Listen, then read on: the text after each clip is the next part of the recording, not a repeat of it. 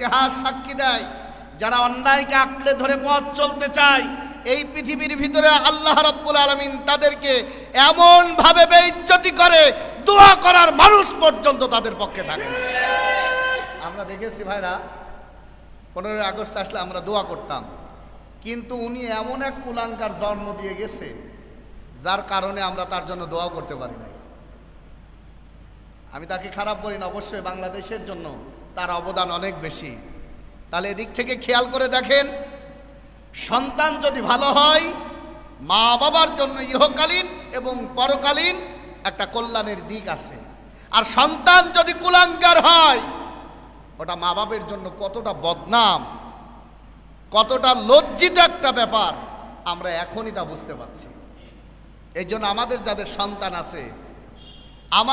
সন্তান আছে চেষ্টা করব মানুষের মতো মানুষ করার জন্য, যাতে তার দিয়ে এমন কোনো কাজ না হয় যে আমাদের দ্বারা দোয়াটা উঠে যায়।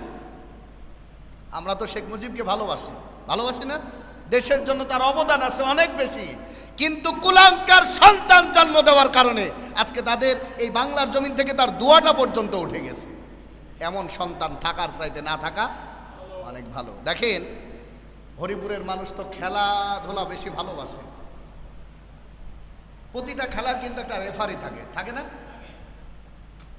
ছোটখাটো ভুল যদি খেলোয়াড়রা করে তাহলে রেফারি প্রথমত হলুদ কার্ড দেখায়। হলুদ কার্ড দেখানোর কারণ কি? যাতে আপনার যে অপরাধ হয়েছে এটা মানুষের দৃষ্টিতে খারাপ, এই অপরাধটা দ্বিতীয়বার যদি হয়, তৃতীয়বার যদি হয়, চিন্তা করবেন না সে পাওয়ার আমার আছে। পকেটের ভিতর থেকে লাল কার্ড দেখায় তোমার মাঠ থেকে বের করে দেওয়ার ক্ষমতা আমি রেফারির ভিতরে আছে।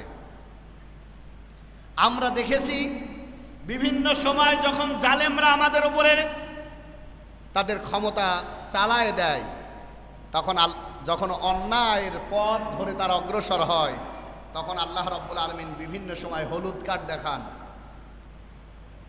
হলুদ কার্ড কি? প্রাকৃতিক দুর্যোগ, টর্নেডো, জলোচ্ছ্বাস, সাইক্লোন, এখন তো এসছে আইলানা, মর্জিনা, সকিনা, জরিনা, কত প্রকার প্রাকৃতিক দুর্যোগ আছে।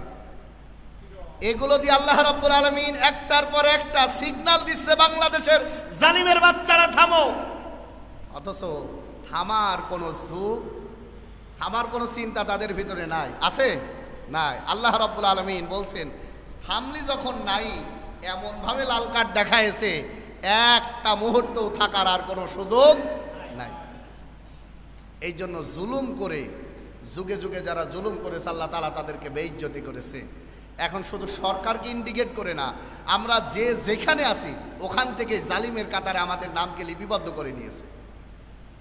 কেউ জুলুম করে পারিবারিকভাবে, কেউ জুলুম করে ইউনিয়ন পরিষদে বসে, কেউ জুলুম করে থানায় বসে, কেউ বিভিন্ন এইভাবে এক একটা স্তরে বসে আমরা জুলুমের কাতারে নিজেকে আবদ্ধ করে নিয়েছি। সম্মানিত ভাইরা, এই জন্য জালিম যেখানে আছে ওই জায়গায় আল্লাহর রহমত আসার সম্ভাবনা খুবই কম। আল্লাহর কাছে দোয়া করি, রব্বে কারিম এই মাসটাকে আল্লাহ আমাদের বিজয়ের মাস তুমি দান করে দাও। এর বদৌলতে যেন রব্বে কারিম কোরআনের হক আইনগুলো বাংলার জমিনে প্রতিষ্ঠিত হয়, এই তৌফিক রব্বে কারিম দাও, এবং আমরা যেন দেখতে পারি। আল্লাহ রাব্বুল আলামিন যেন কবুল করেন, আমরা বলে আমিন।